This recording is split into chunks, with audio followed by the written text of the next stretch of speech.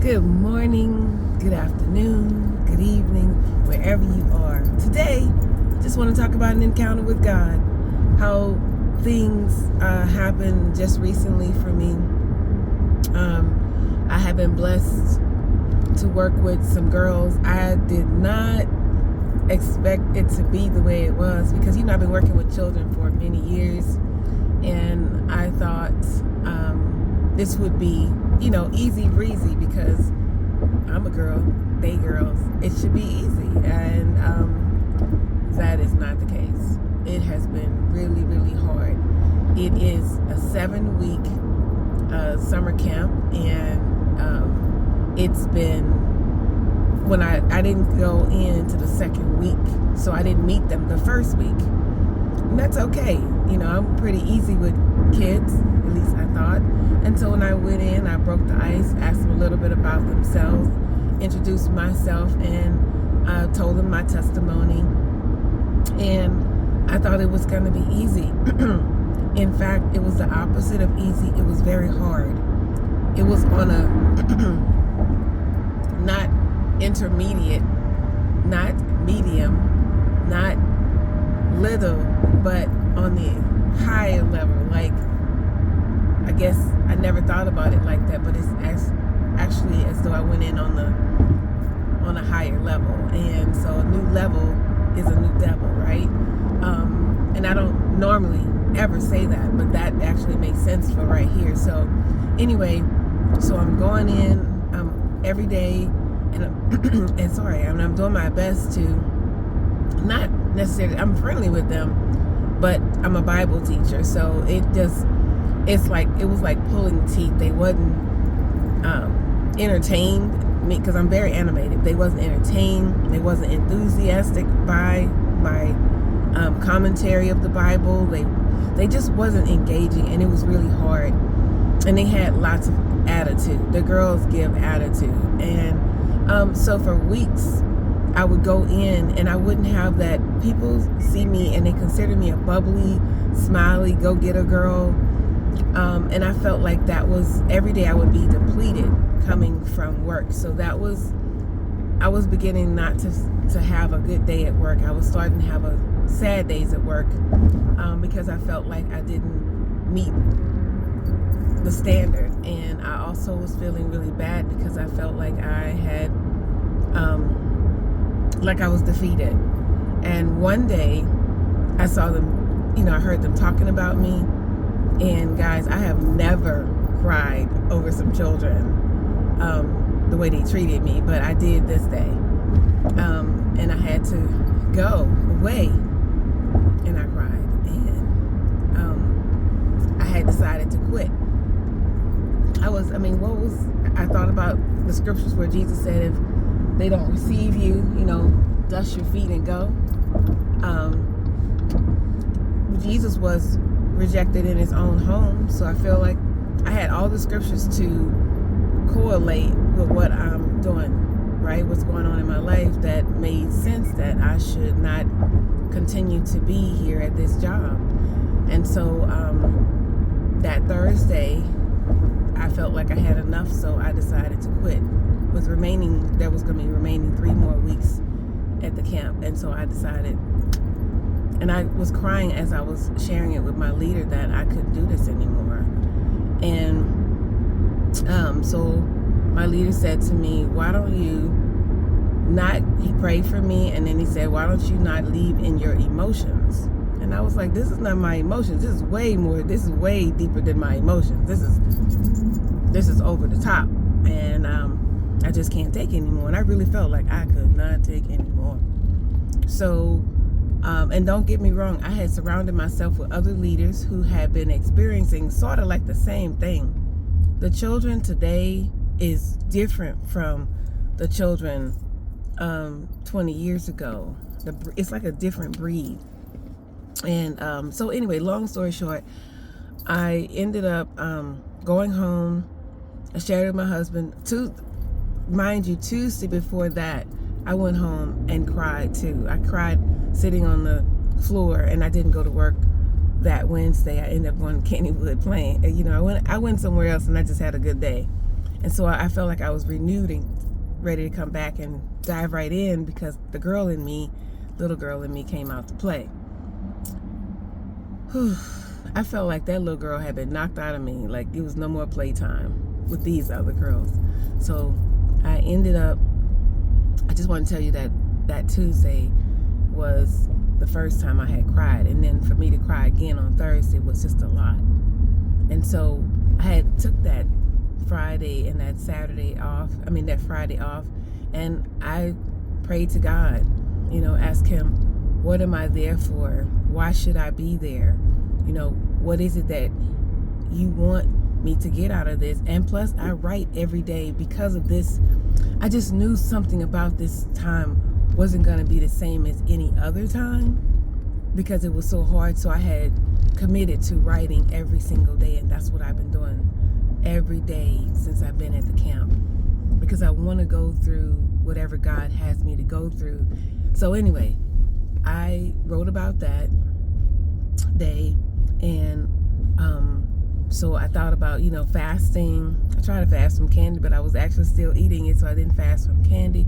So I kind of just meditated and prayed, and kept going to God. I did not cease going to God. And so, long story short again, I ended up coming back to work again. That's what I did. I ended up coming to face the enemy because I prayed.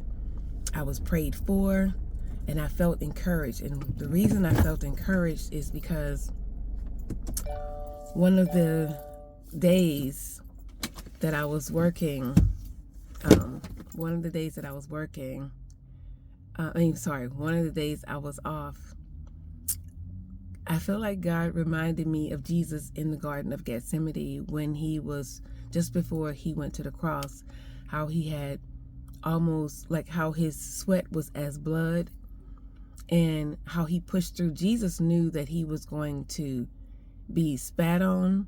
He knew that he was going to have a crown of thorns pushed down on his head. He knew that they were going to beat him with the cat o' nine tails. He knew that it was going to be hard because he was in the flesh. He had put on this. So he was going to feel everything. He had already been feeling everything we've been going through by touching the poor, being around those who are sick and diseased, healing people and things, Jesus was drained daily when around people because he was full of God's spirit, but he kept contending with his faith and then so I thought about that. Jesus knew all of that, and he still went forward, and he died on the cross, and he rose again, and that the spirit that raised him from the dead dwells in me. And so I can push through because he said it is finished, and he said forgive them for they know not what they do. But I hadn't come to the forgive them for they know not what they do yet. So when I came back, it was still really hard. It was like going through muck. And if you've ever been in a lake, there's certain areas in the lake where, because it's a lot of mud, it's thicker in some areas than it is in other areas. And if you get in there, if you have shoes on, like Crocs or any shoe, it can suck your shoe right off and you can't find your shoe. It's gone. So that's how thick muck can be. So imagine being in that every day, going through it, feeling like you're losing some part of yourself. And so that's what I felt like I was doing. I wasn't myself anymore. And then, lo and behold, here comes another day. I think it was like Tuesday or something like that. I'm sitting in the class and we're teaching the word, and it's all about forgiveness. And I couldn't imagine why it had been so hard. So before that, I had prayed and asked God to help me. Like, Lord, will you please show me whatever that is inside of me, that underlining thing, that insecurity, whatever it is that's causing me to feel the way I do, that makes me feel like I can't do this one more day, or what's causing me to not have a smile on my face and always frowning and not liking this, not liking these girls. What is it about me? Because I couldn't understand what was going on with me. What I found out was, thank God, So while we were sitting there talking about forgiveness, I realized, because, when Jesus said, forgive them for they know not what they do, these girls didn't know what they had done to me. As a matter of fact, they really didn't do anything. It was God showing me more of me. We forget sometimes that when we go through situations, hard times, that God is trying to show us something about us. Remember, faith is as small as a mustard seed. And I just so happen to have mustard seeds here. It is so small. So when we go through trials and tribulations, he shows us how we need to contend and not forget what he just done for us yesterday, that he is going to, that we're going to need that faith in that trial, trusting and leaning and clinging to him. And then he will give us the strength to move on. That strength is faith. Faith says that if we have faith as small as a mustard seed, then we can move mountains. So I realized in that moment that I had not forgiven them, for they know not what they do, but I hadn't forgiven them. So I forgave them. And guys, once I forgave them, my day became greater, okay? Because I took off whatever negative stuff stick to us. Negative words, negative energy, things that hurt us, they stick to us like slime. Think about that. And I didn't know I had that sticking to me. And if you ever been in a dirty pool, dirty lake, when you get out, you can't wait to go take a bath. Have you ever been kissed by a sea lion? I have. Couldn't wait to go get that washed off my face. And that smell is stinky too. So I thank God for showing me me, showing me that I was walking in unforgiveness, showing me that even though I have faith, there's more to come. There's more to me, more layers of me that needs to be taken off so that God can get the glory, so he can be glorified. And when I say I thank him that I saw me and I saw him showing me, it just made my day better. Now I focus on him. I try to focus on God all day. And it's not easy because you're around people all the time. But in that, I began to focus on him. And I start to see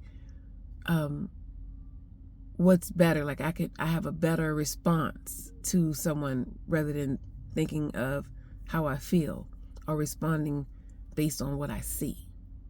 See, I can look now, and I'm not saying every day, just today, I can look beyond the faults of someone who doesn't really know me, doesn't know Jesus.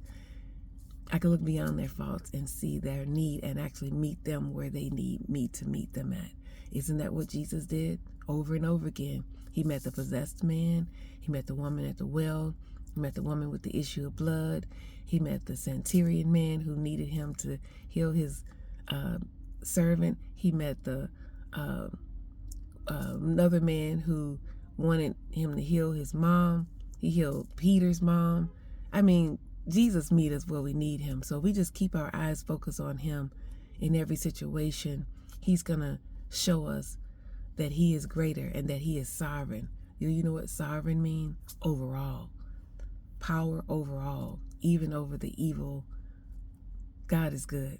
Thank you for joining me, listening. I hope you have a great day. Don't forget to like, leave a comment, and do subscribe. God bless.